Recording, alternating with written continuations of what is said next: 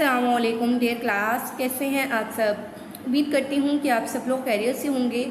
تو بچوں، آج کا ہمارا جو لیکچر ہے وہ ہم نے ایک مضمون رائٹ کرنا ہے ایک بہت ہی اچھی شخصیت پر، اور وہ کون ہے؟ علامہ اقبال۔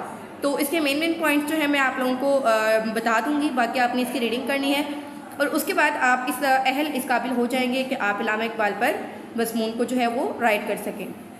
تو سب سے پہلے دنیائے اسلام میں علامہ اقبال کی شخصیت کسی تعارف کی محتاج نہیں۔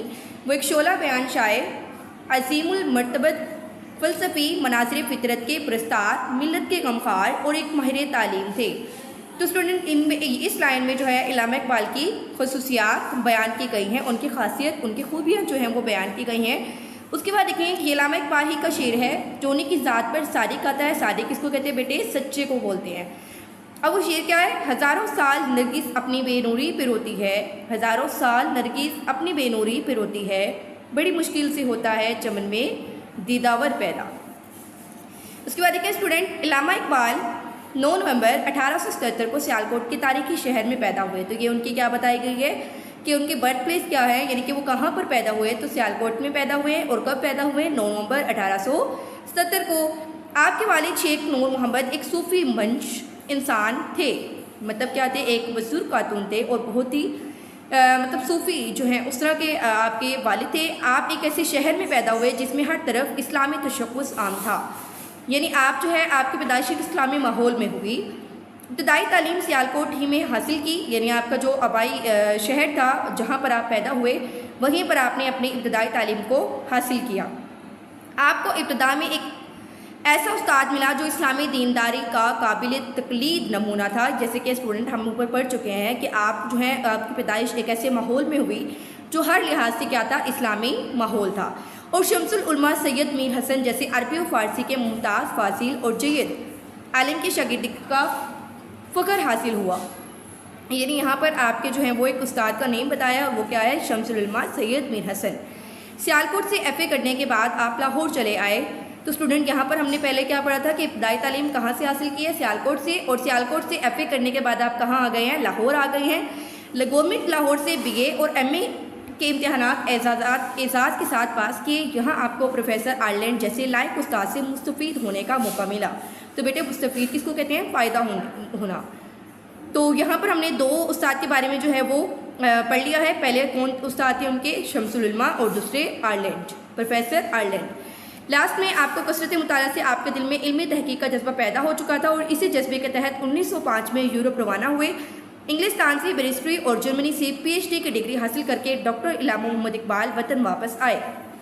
تو اسٹوڈنٹ یہاں پر ہم نے اس پیراگراف میں کس کے بارے میں ریڈ کیا ہے کہ آپ کی جو ہے وہ پیدائش کہاں پر ہوگی، آپ کے والد کا نام، آپ کی جو ہے ابتدائی تعلیم، اور اس کے بعد آپ گورنمنٹ کالج لاہور چلے گئے، اور لاسٹ میں ہم نے کیا پڑھا کہ آپ یورپ چلے گئے کیونکہ آپ کو جو ہے وہ پڑھائی سے بہت زیادہ لگاؤ تھا، کثرت مطالعہ جو ہے بہت زیادہ کرتے تھے۔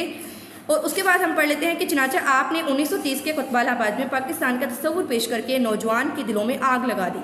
تصور پاکستان کس کو کہتے ہیں؟ پاکستان کے تصور کو، یعنی آپ اس حق میں تھے کہ جو ہندو اور مسلمان ہیں وہ 2 الگ الگ قومیں ہیں اور وہ ایک جگہ پر اکٹھے نہیں رہ سکتے۔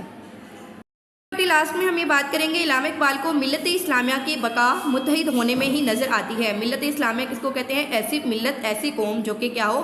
اسلامی اصولوں کے مطابق ہو۔ اور بقا کس کو کہتے ہیں؟ کہ اس کی زندگی، متحد کہتے ہیں اکٹھا ہونا۔ تو اس کے متعلق جو ہے ان کا ایک شعر ہے، ایک ہوں مسلم حرم کی پاسبانی کے لیے نیل کی ساحل سے لے کر تاب خاک کے کاشگر، یعنی انہوں نے نیل کے ساحل سے لے کر تاب خاک کے کاشگر تک جتنے بھی مسلمان ہیں ان کو انہوں نے اس شعر میں اکٹھا کر دیا ہے۔ علامہ اقبال فرد اور جماعت کے رابطے کا ذکر کرتے ہیں۔ ان کے خیال میں فرد کی نشوونما جماعت کے مؤثر آئین کے بغیر ممکن نہیں۔ انسان دوسروں کے ساتھ رہ کر ہی اپنی صلاحیتوں کو بروئے کار لا سکتا ہے، جیسا کہ ان کا کہنا ہے۔ یعنی اسٹوڈنٹ اس میں جو ہے وہ علامہ اقبال کس کے بارے میں بات کر رہے ہیں کہ ایک فرد جو ہے وہ اپنی صلاحیتوں کو کب جو ہے وہ لا سکتا ہے کام میں؟ جب وہ کسی بھی جماعت کے ساتھ جو ہے وہ رہتا ہو۔ فرد قائم ربط ملت سے ہے تنہا کچھ نہیں، موج ہے دریا میں اور بیرون دریا کچھ نہیں۔ تو اسٹوڈنٹ اس شعر میں جو ہے وہ بہت گہری بات کی ہے علامہ اقبال نے کہ اگر کوئی بھی فرد جو ہے وہ قائم ربط کس کو کہتے ہیں کہ تعلق رکھے ملت، یعنی اپنی قوم کے ساتھ اگر کوئی بھی فرد تعلق رکھے تو پھر وہ قائم ہے، لیکن اگر وہ ملت سے اپنے تعلق قائم نہ رکھے تو وہ کچھ نہیں ہے، یعنی تنہا کہتے ہیں اکیلا کچھ بھی نہیں ہے۔ موج ہے دریا میں اور بیرون دریا کچھ نہیں. یعنی جو لہریں ہیں بیٹے وہ دریا کے اندر ہی ہوتی ہیں نا. اگر دریا سے باہر ان کو نکال دیا جائے تو وہ کچھ بھی نہیں ہے. اگر دریا کے اندر ہے تو تب وہ لہریں ہیں. اس کے بعد علامہ اقبال کی شاعری میں مومن کا لفظ بھی خاص توجہ کا مستحق ہے. علامہ اقبال چاہتے تھے کہ مسلمان صحیح معنوں میں مرد مومن بن جائیں. وہ مسلمانوں کے لیے ضروری قرار دیتے تھے کہ اس کا ہر کام خدا کے لیے ہو, وہ بلند ہو جائے, اس کے ساتھ برائیوں اور ناانصافیوں کے خلاف ایک چیلنج ہو. یعنی ہمارے علامہ اقبال جو ہیں وہ کیا چاہتے تھے کہ آپ کی شاعری میں زیادہ تر جو ہے وہ اسلامی اصولوں پر مبنی تھی. علامہ اقبال کا تصور مرد مومن قرآن کی خالص پیداوار ہے. جیسا کہ وہ کہتے ہیں ہر لہجہ ہے مومن کی نئی شان نئی آن, گفتار میں کردار میں اللہ کی برہان, قہاری و غفاری و قدوسی و جبروت, یہ 4 عناصر ہو تو بنتا ہے مسلمان. تو اسٹوڈنٹ اس پورے شعر میں انہوں نے کس کے بارے میں بات کی ہے کہ ایک مسلمان کب بنتا ہے, جو وہ قہاری ہو, غفاری ہو, قدوسی ہو یا جبروت ہو. یعنی مین مقصد ان کا اس شعر میں کس بات کا ہے کہ ایک مسلمان جو ہے اس کے لیے کیا ضروری ہے کہ وہ اللہ تعالیٰ کے لیے اللہ تعالیٰ سے ڈرے اور اس کا ہر کام جو ہے وہ کس کے لیے ہو, خدا کے لیے ہو. اسی طرح ہم اپنے کلام میں مرد مومن کے اوصاف کا ذکر بار بار کرتے ہیں. مرد مومن کا اوصاف مین کیا ہوتا ہے, اوصاف کہتے ہیں خوبیوں کو. مثلاً ایک جگہ کہتے ہیں کافر ہے تو شمشیر پہ کرتا ہے بھروسہ. بیٹے شمشیر کس کو کہتے ہیں, شمشیر کہتے ہیں تلوار کو. مومن ہے تو بے تیغ بھی لڑتا ہے سپاہی. بے تیغ کس کو کہتے ہیں, جس کے پاس کچھ بھی نہ ہو. یعنی اگر کافر کوئی ہوگا تو وہ اپنی تلوار پر ہی بھروسہ کرتا ہے کہ میرے پاس اگر کوئی بھی اوزار یا کوئی تلوار کچھ ہے تو میں اس کے ذریعے لڑ سکتا ہوں. لیکن اگر ایک مومن ہے تو وہ کیا کرتا ہے, وہ بے تیغ مطلب اس کے پاس اگر کچھ بھی نہیں ہے اور کافر کے پاس بہت کچھ ہے تو کافر اس پر بھروسہ کرتا ہے اور مومن اپنے اللہ پر بھروسہ رکھتا ہے کہ میرے ساتھ میرا اللہ ہے اور میرے پاس اگر کچھ بھی نہیں ہے تو میں پھر لڑ سکتا ہوں. اسٹوڈنٹ اب ہم بات کرتے ہیں ان کے وفات کی. 21 اپریل 1938 کا آفتاب نکلنے سے پہلے غروب ہو گیا. آفتاب کس کو کہتے ہیں بیٹے, سورج کو. آپ کی جسد خاکی کو بادشاہی مسجد کے سیڑھیوں کے قریب سپرد خاک کیا گیا. بیٹے اس کا مطلب کیا ہے کہ آپ جو ہیں وہ کہاں پر آپ کو دفن کیا گیا, آپ کو بادشاہی مسجد کی سیڑھیوں کے قریب سپرد خاک یعنی کہ مٹی میں دے دیا گیا. اس کا مطلب ہے کہ آپ کو دفن کر دیا گیا, جہاں ہزاروں لوگ ہر روز اس بطل جلیل کو خراج عقیدت پیش کرتے ہیں. تو اسٹوڈنٹ یہ تھا آج کا ہمارا ٹاپک, جس میں ہم نے ایک بہت ہی اچھی شخصیت علامہ محمد اقبال کے بارے میں ریڈ کیا.